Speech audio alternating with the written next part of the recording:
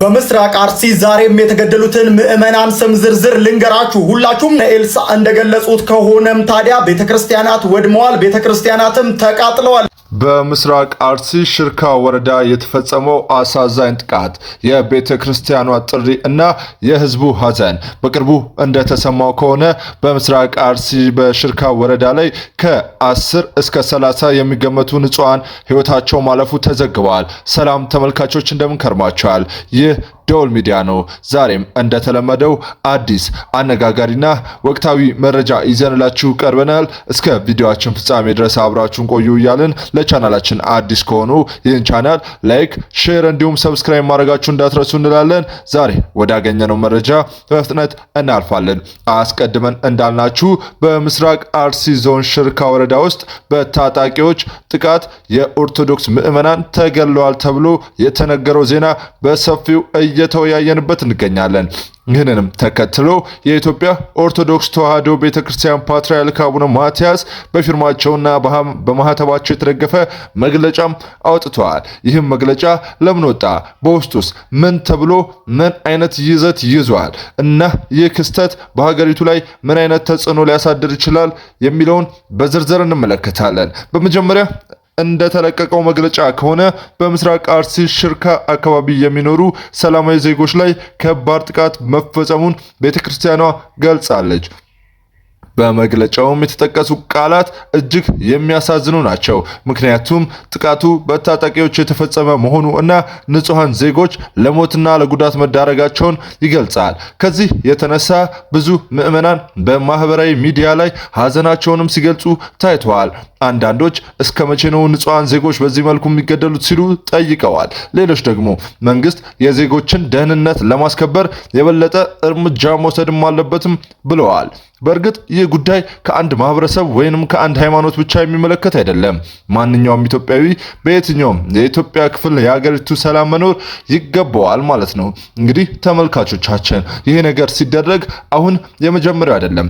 ላለፉት 4 ዓመታት በዛ አካባቢ በምስራቅ አርሲ ዞን በሽርካ ወረዳ ላይ በጣም በከፍተኛ ሁኔታ የንጹሃን ሞት የሚከሰት መሆኑም የሚታወቅ ነው። እንግዲህ ብፁዕ ፓትርያርኩ አሁን ቃላታቸውን ወይንም ዝምታቸውን ይስበሩ እንጂ ለረጅም ጊዜ ብዙ የኦርቶዶክስ ምዕመናን የቤተክርስቲያን መቃጠል ይቁም፣ የምዕመናንና የአባቶች ሞት ይቁም ሲሉ እየተሰሙ እንደሚገኙ የሚታወቅ ነገር ነው። በዚህ መካከል እንግዲህ የተፈጠረው በአሁኑ ሰዓት ለምርጫ ለመምረጥ በወጡ የኦርቶዶክስ ተዋሕዶ እምነት ተከታዮች ላይ በሰፊ የሆነ የሞት ጉዳትም እንደተስተናገደ ተዘግቧል ማለት ነው። በእርግጥ ማንኛውም ኢትዮጵያዊ በየትኛውም የሀገሪቱ ክፍል በሰላም መኖር ይገባዋል።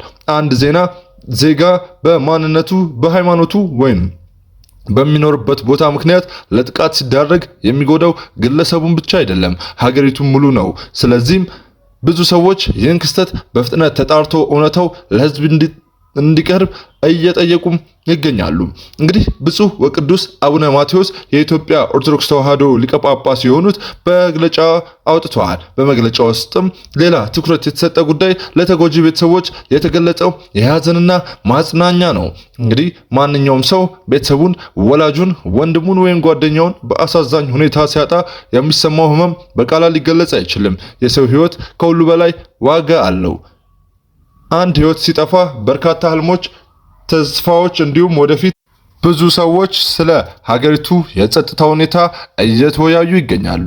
ለምን እንዲህ ያሉ ክስተቶች በተደጋጋሚ ይሰማሉ የሚል የብዙ ሰው ብዙ ቦታ ጥያቄ እያስነሳ ነው። ሌሎች ደግሞ የችግሩ መፍትሄ በንግግርና በህግ እና በፍትህ እንጂ በኃይል አይደለም ይላሉ።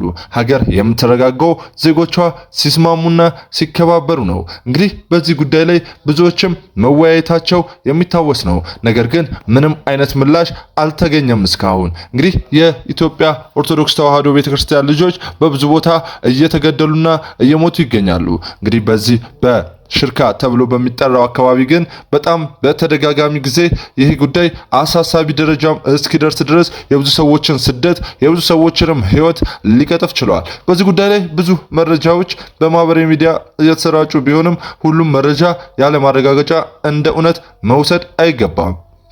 ትክክለኛ ምርመራና የተረጋገጠ መረጃ የህዝብ መብት ነው። ስለዚህ ባለስልጣናት በጉዳዩ ላይ ግልጽ ማብራሪያ እንዲሰጡ ብዙ ዜጎች እየጠየቁ ይገኛሉ። በመጨረሻም በምስራቅ አርሲ ሽርካ ወረዳ ላይ ብዙ ሰዎች ዘንድ ጥልቅ ሐዘን የፈጠረም ጉዳይ ሆኗል። እንግዲህ በቤተ ክርስቲያኖች ላይ የሚፈጠረው የቤተ ክርስቲያን መቃጠል እንዲሁም በቤተ ክርስቲያኖች ላይ እየተፈጠረ ያለው የአባቶች እንዲሁም ዲያቆናት መገደል ብዙዎችን አሳስቦ ይገኛል። በአሁን ሰዓት እንግዲህ ተመልካቾቻችን ሁሉም ሰው እንደሚያውቀው ለአርሲ ብዙዎች ድምጽ እየሆኑ ይገኛሉ። መንግስት ግን ይህን ነገር ችላ ብሎታል። ብዙዎችም ይህንን ነገር መንግስት እንዴት ዝም ይላልም እያሉ ሀሳባቸውን በየሶሻል ሚዲያው በቲክቶክ ገጾች እንዲሁም በፌስቡክ ላይ እያስነበቡ ይገኛሉ። ነገር ግን ይህንን ነገር ተከትሎ ብዙዎች በጣም ሀሳባቸውን በግልጽም እያወጡና እያወረዱ ይገኛሉ። እንግዲህ ምንድነው የተፈጠረው? በኢትዮጵያ ኦርቶዶክስ ተዋሕዶ ቤተክርስቲያንና በሌሎች አማኞች ላይ ነው ወይንስ ይሄ ነገር እየተገለጸ ያለው በሌሎች የዜጎች ላይ ነው? እንግዲህ በዛ አካባቢ የሚገኙ ታጣቂዎች ሸኔ ወይንም ራሳቸውን የኦሮሞ ነጻነት ግንባር ነን ብለው የሚጠሩት እንደሆነ ይታወቃል። እንግዲህ በእነሱ መካከል ያለው እንዴት አይነት ነገር እንደሆነ ሊታወቅ አልቻለም። እንግዲህ ተመልካቾቻችን እነኚህ ታጣቂዎች ለረጅም ጊዜ በዛ አካባቢ ላይ በሰፊው ሲንቀሳቀሱ እንደነበር ይታወቃል። ነገር ግን በአሁኑ ሰዓት ለኢትዮጵያ ለሰባተኛ ጊዜ የምታደርገውን ምርጫ እንዳይደረግና ምርጫው ላይ ማንም ሰው እንዳይሳተፍ ይህ የተበላ ቁማር ነው ሲሉ እንደተሰሙና ለ5 ቀንም ማንም ሰው እንዳይንቀሳቀስ የሚል አዋጅ ማወጃቸው የሚታወስ ነው።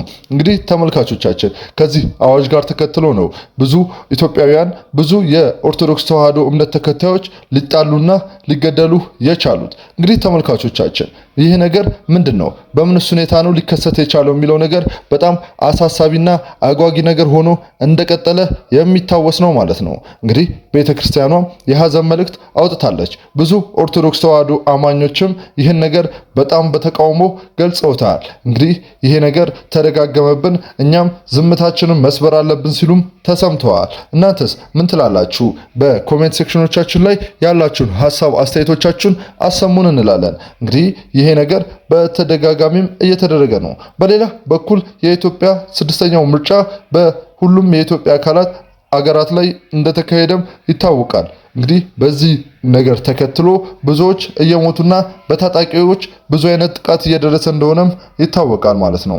እውነታውም እንግዲህ ሙሉ በሙሉ በምርመራም እየተጣራ ያለበት ወቅት ነው። እንግዲህ የተጎጂዎች ቤተሰቦችን በጸሎት በማሰብና ለሰላም መጸለይ ለብዙዎችም መልእክት ሆነዋል። እንግዲህ ተመልካቾቻችን እናንተስ ምን ትላላችሁ?